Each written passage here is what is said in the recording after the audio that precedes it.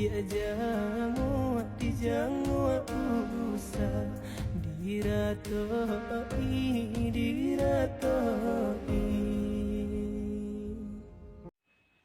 Assalamualaikum warahmatullahi wabarakatuh. Perkenalkan, nama saya Desi Fatmawanti dengan NIM 2215050032 dengan prodi Ilmu Al-Quran dan Tafsir dari UIN Imam Bonjol Padang. Saya membuat video ini dengan memenuhi syarat UTS dengan matkul Islam dan Budaya Minangkabau. Baiklah, saya akan mempresentasikan yaitu tentang sistem kekerabatan di Minangkabau. Yang pertama yaitu kekerabatan matrilineal. Kekerabatan matrilineal di sini ada 3 poin. Yang pertama, perkawinan eksogami, di mana perkawinan eksogami di Minangkabau yaitu perkawinan yang dilaksanakan oleh dua orang antara laki-laki dan perempuan dari suku yang berbeda. Perkawinan eksogami ini merupakan perkawinan di luar suku. Jika terjadi perkawinan dengan suku yang sama, maka sama saja menikah dengan saudaranya sendiri. Dengan adanya perkawinan eksogami ini bisa menjaga kehormatan dan keharmonisan dalam adat di Minangkabau, dan juga untuk mempererat peran perempuan dalam Minangkabau, yaitu dengan cara memastikan perempuan tersebut menikah di luar suku supaya terjaga harta warisan dan harta pusaka tersebut.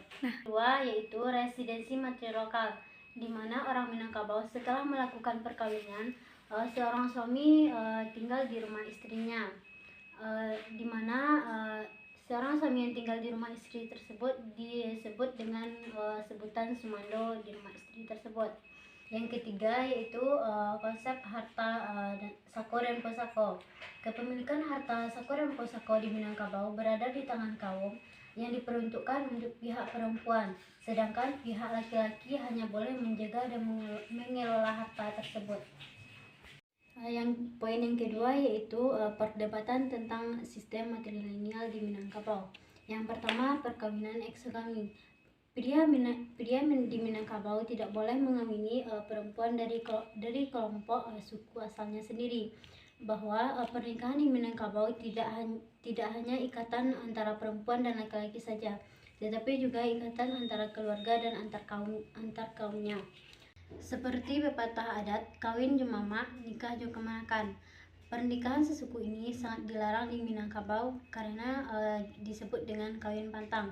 Kawin pantang akan menyebabkan hilangnya status kehormatan seseorang dalam sistem kekerabatan matrilineal di Minangkabau. Yang kedua yaitu residensi materi lokal. Bila seorang laki-laki telah menikah, maka akan tinggal di rumah istrinya. Statusnya sebagai sumando, sama sekali tidak berhak menguasai harta atas pengawasan istrinya tersebut. Dan seorang suami pulang ke rumah istrinya pada malam hari, sedangkan pada siang harinya seorang suami tersebut pulang ke rumah orang tuanya untuk mencari kehidupan. Yang ketiga yaitu sako dan pusako. Sako dalam adat Minangkabau adalah segala kekayaan tanpa wujud, seperti sako induk, gelar atau seperti penghulu, pepatah adat, dan hukum adat. Yang pusako adalah segala kekayaan materi atau harta benda yang dimiliki secara kolektif di Minangkabau. Contohnya seperti sawah, ladang, tanah pekuburan, dan lambang kebesaran.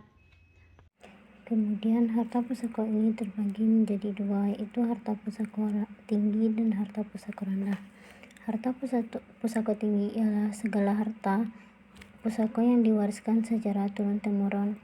Proses pemindahan kekuasaan atas pusako tinggi ini dari mama ke kemanakan dalam istilah adat disebut dengan pusako basalin. Harta pusako tinggi tidak boleh dijual, Oleh karena itu, harta pusaka tinggi sesungguhnya bukan diwariskan dari mama kepada keponakan, tetapi dari nenek. Jadi harta pusaka tinggi tidak saja milik orang yang hidup pada masa sekarang, tetapi juga generasi berikutnya.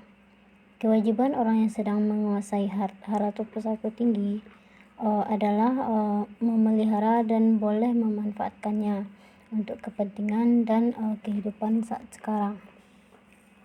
Kemudian yang kedua, harta pusaka rendah.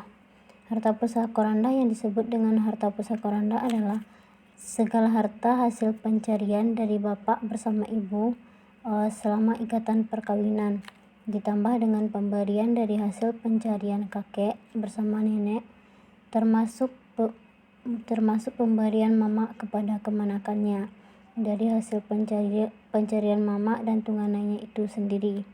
Harta pencarian dari orang tua atau bapak bersama ibu ini setelah diwariskan kepada anak-anaknya disebut dengan harta susu. Harta susu ini mempunyai potensi besar di masa mendatang untuk menambah harta pusaka tinggi di Minangkabau.